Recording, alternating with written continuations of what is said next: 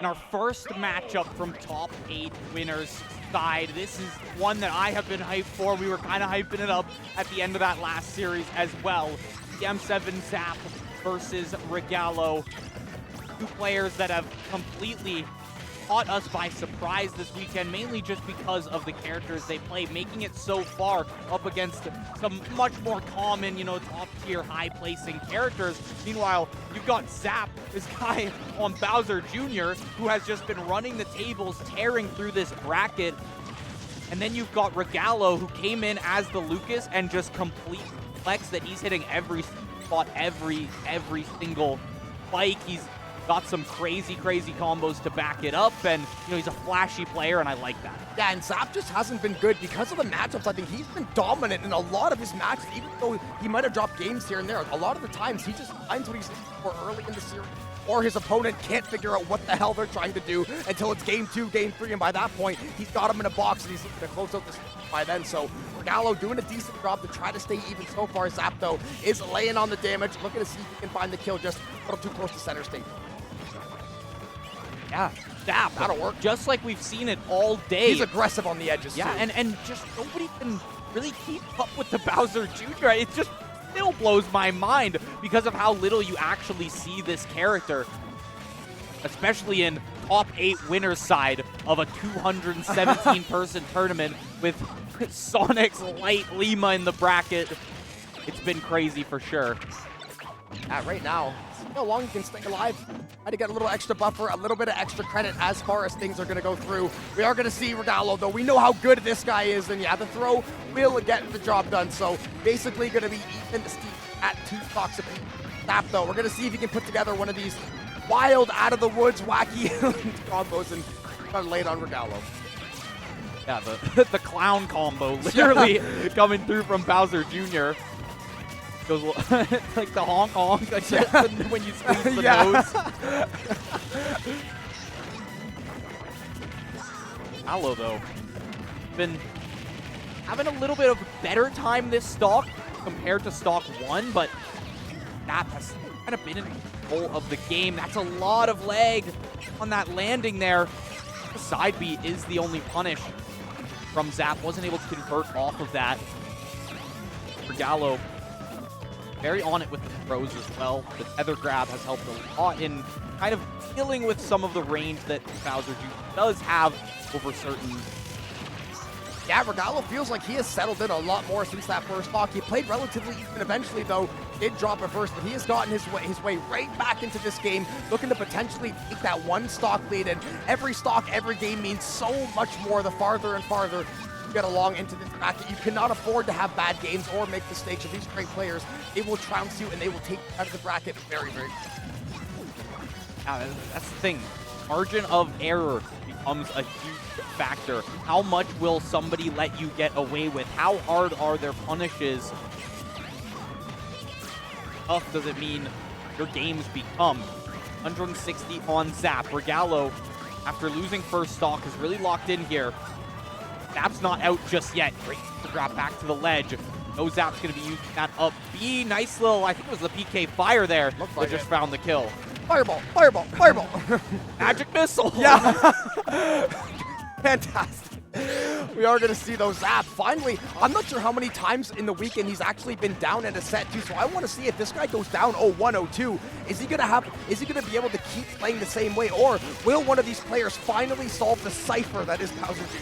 Yeah, that's true. It's like you could have the entire Da Vinci Code. Yeah, you could have the entire CIA on this case, and they would not be able to figure it out. We've never seen anything like it, sir. We've never seen.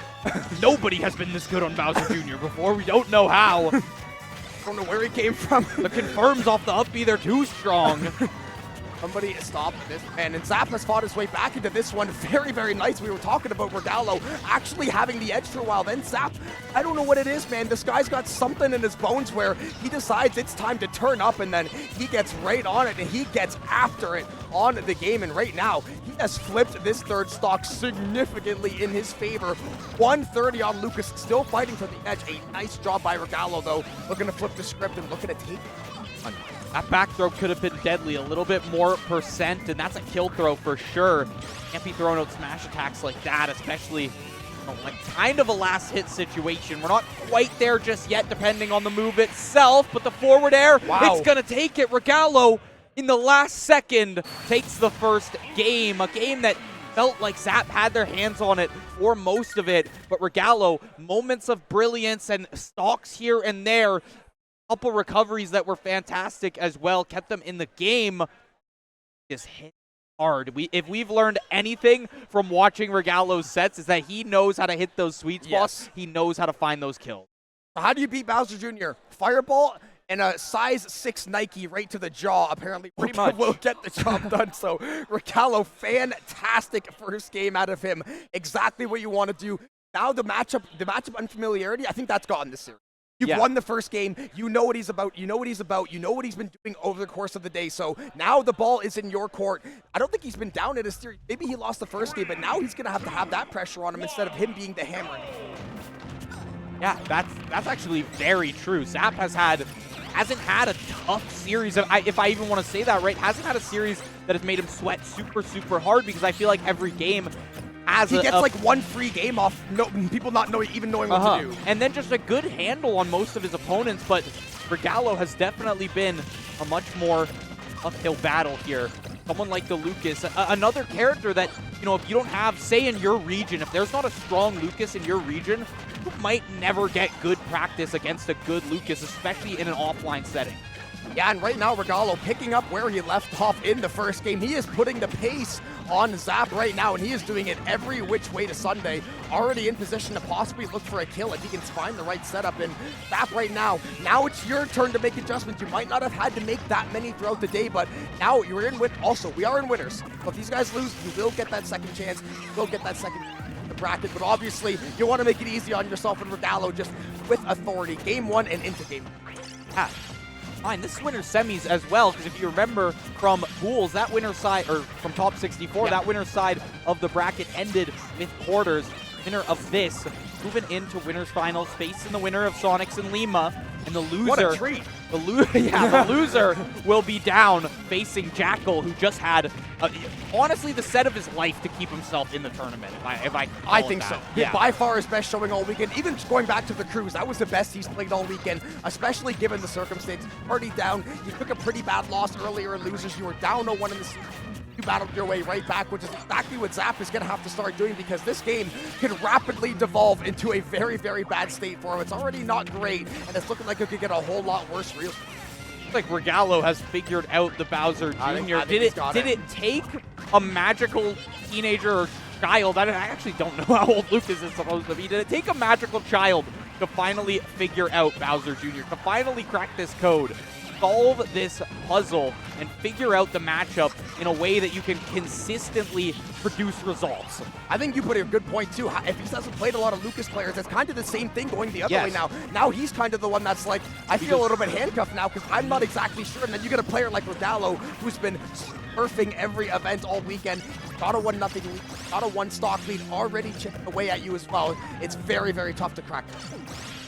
Yeah, 100%. And you talked about, an unpopular character for sure, mainly because of a lot of the mechanical prowess and just an unorthodox character. Personally, I hate playing Ness and Lucas because I hate doing PK Thunder to try and recover. I suck. I know you have a great, double jump, but really just not the type of character I like to play, so it's not that, right? And I think very little we'll see multiple Ness, multiple Lucas play. Yeah, that was crazy, by the way. Just somehow was able to... My eyes just went wide. Just PK Thunders like 2 or 3 times, and then a couple more projectiles to come out from Zap, and that's all you needed. Wow! Oh my lord! How many times are you going to finish games with the back air spike, Regalo? Are you for real right now? That was absolutely insane. What a way to win the second game. It was looking a little bit sketchy there for a minute or two, but wow, with authority, 2-0 lead. Series commanding now. Bowser Jr., yeah, cool. Nice weird pick. I'm putting you in the dirt. The spike to put Regalo on match point. We also saw the double dunk back airs to take themselves into winners semifinals. This player is just on one today, showing out, playing some of the games of their life. Yeah, this is absolutely insane, and this is why this bracket is absolutely massive to watch. players so much in the playbook, so much we haven't seen yet. We hadn't seen anyone figure out Bowser Jr. Not only has Regalo figured it out, he seems like he's the one that wrote the book on it at this point, because Zap made that last game close, but it feels like right now Regalo, he is controlling what is happening in his series now. I mean, obviously up. Yeah, you're in reverse sweep situation now as well. Zap, as much as you've been having an amazing run this weekend, you finally hit a roadblock, and you have to figure out what is it going to take to just smash through and make your way to winners finals. Yeah, we're going to see now getting into game 3, 51-0 to open things up. Hopefully, he's able to find some of that damage back, because Regalo, once again, picking up where he left off. He knows exactly what he's trying to do. Successful at it. Why go away from it? On working at you. Boom, a couple sweet spots there. I love the sweet spot forward airs. It's so satisfying to see. Lucas's moves do have the animations, the sounds, everything together just kind of meshes well to make a very satisfying character to watch, especially combo-wise. You got a player like Regalo piloting, makes it even. Now Regalo, all week long. Zap has had a lot of good moments in this. That's the thing. He has played pretty well. Unfortunately, just needs to take a couple more reads. Notice a lot more details. Try to hone in on and really try to crack it down. But right when you're playing against the Lucas, it's unorthodox. It's very, very hard to predict sometimes, and he seems to be struggling a little bit.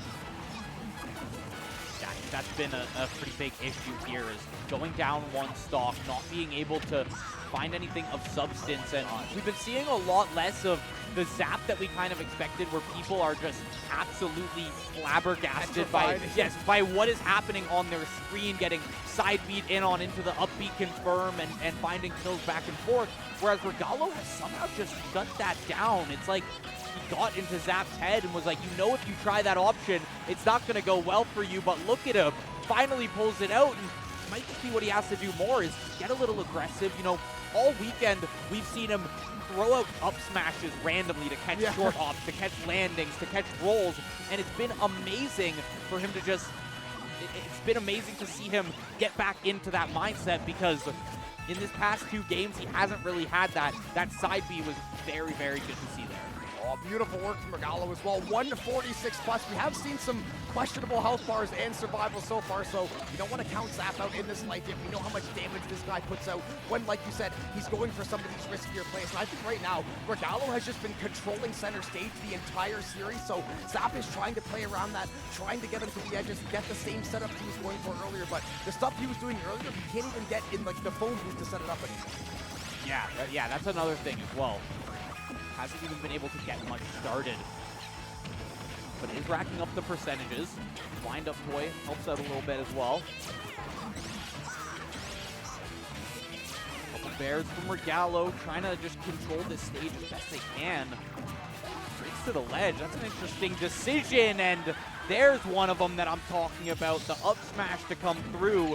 Sometimes you just gotta start throwing them out. That's what's been giving you a lot of success. Oh man, 113, 125, and the kill comes through. Regalo in 3-0 fashion finds themselves in winners finals. Bowser Jr. is, well, I'll say not as human, can bleed, can be taken down. Definitely not human. I hope so. Finally, though, Regalo finds the answer, and he found answer after answer after answer. 3-0, very definitive. Look, he was in complete control the entire